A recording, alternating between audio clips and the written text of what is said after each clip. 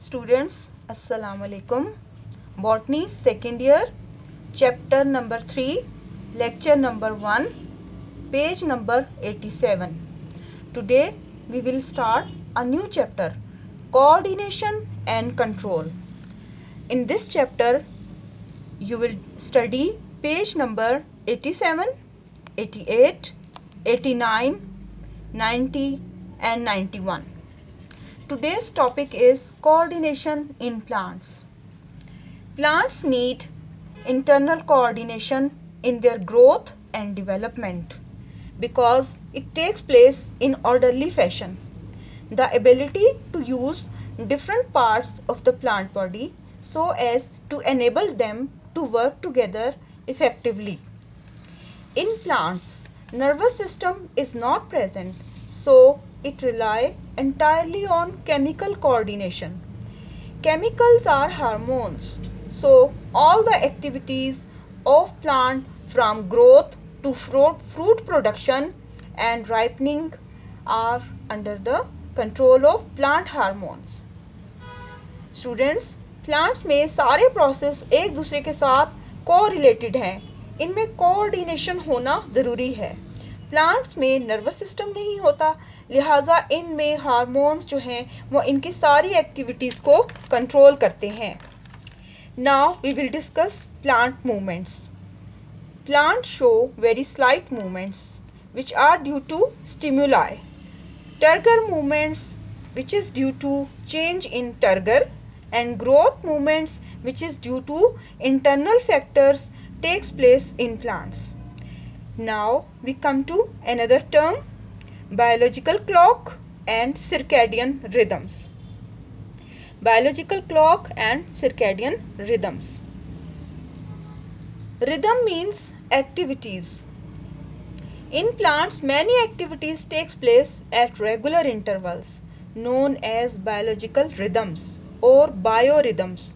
For example, opening and closing of stomata in morning and evening, opening and closing of flowers.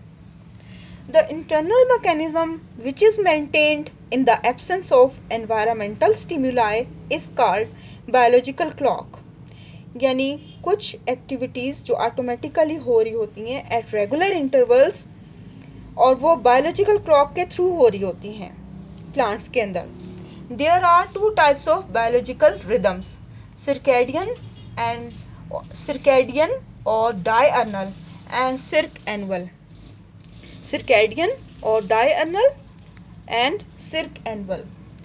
Biological rhythm which completes within 24 hours is known as circadian, and biological rhythm which completes within which completes about 365 days is circannual.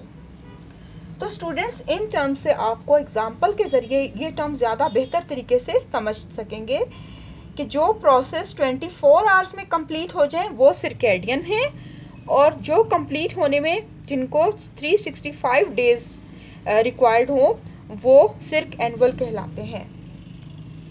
पहले हम circadian की example देख लेते हैं. Circadian rhythm.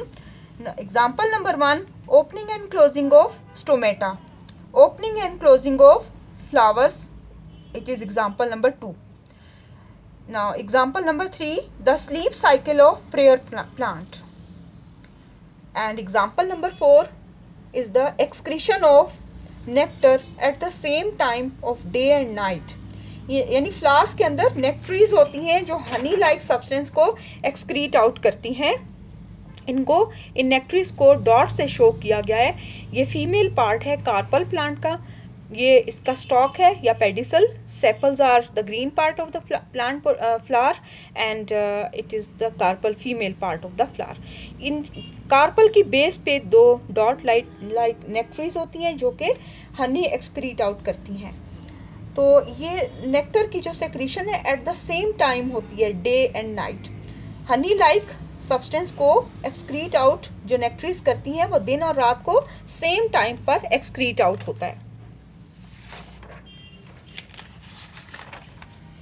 In circannual rhythms, different activities takes place at 365 days to complete for example seed germination to fruit formation, यानी एक seed को germination से लेके फ्रूट फॉर्मेशन तक, यानी जब उसे ज़मीन में लगाया जाता है वो जर्मिनेट करता है, एक प्लांट बनाता है, उसके बाद वो मैच्योर होता है, फिर उस पर फ्लावरिंग होती है, फ्रूटिंग होती है। इस सारे प्रोसेस को कंप्लीट होने में जो है 1 साल का अरसा लगता है। तो इसलिए ये कहा जाता है कि 365 डेज़ में जो एक्टिविटी कंप्लीट हो वो सिर्क एनुअल कहलाती है।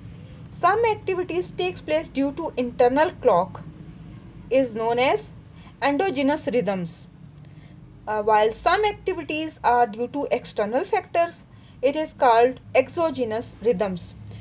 But some activities takes place due to both internal and external factors. This condition is known as synchronization. यानी प्लांट्स में जो भी एक्टिविटीज़ होती हैं वो एक्सटर्नल या इंटरनल फैक्टर्स की वजह से होती हैं, लेकिन कुछ एक्टिविटीज़ प्लांट्स में ऐसी हैं कि जो इंटरनल और एक्सटर्नल फैक्टर्स दोनों की वजह से होती हैं, यानी उसमें दोनों फैक्टर्स इन्वॉल्व होते हैं, इंटरनल और एक्सटर्नल दोनों फैक्टर्स इन्वॉल्व होते हैं। ये कंडीशन सिंक्रोनाइजेशन कहलाती है।